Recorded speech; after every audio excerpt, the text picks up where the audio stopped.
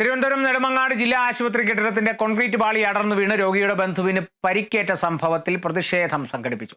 Youth Congress Nedumangad നിയോജക മണ്ഡലം കമ്മിറ്റിയുടെ നേതൃത്വത്തിലാണ് പ്രതിഷേധ മാർച്ചും ധർണയും സംഘടിപ്പിച്ചത്.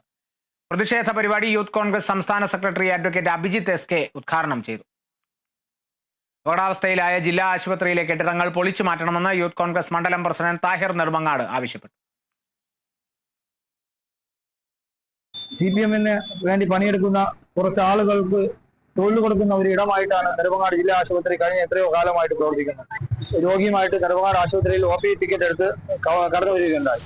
എന്നാൽ അവരെ ഡോക്ടറെ കാത്തിരിക്കുന്ന സമയത്ത് പഴയ ബിൽഡിങ്ങിന്റെ കോൺക്രീറ്റ് പാളി ഇളകി ആ യുവതിയുടെ കയ്യിൽ വീഴുകയും കൈക്ക് പൊട്ടലേൽക്കുന്ന ഒരു സാഹചര്യമാണ് ഇന്നലെ ഉണ്ടായത്. ഈ ഒരു അവസ്ഥ മാറി മെഡിക്കൽ കോളേജിലേക്കുള്ള റെഫറൽ ആശുപത്രിയായി മാറിക്കൊണ്ടിരിക്കുന്ന നെടുമങ്ങാട് ആശുപത്രിയെ മാറ്റി ജില്ലാ ആശുപത്രിയിലേക്ക് പാറ്റേണിലേക്ക് എല്ലാവിധ കാര്യങ്ങളുമായിട്ട് മുന്നോട്ട് പോയില്ലെങ്കിൽ അതിശക്തമായിട്ടുള്ള സമരപരിപാടികളുമായിട്ട് യൂത്ത് കോൺഗ്രസിന്റെ നിയോജക മണ്ഡലം കമ്മിറ്റി കടന്നു വരുമെന്ന് മാത്രം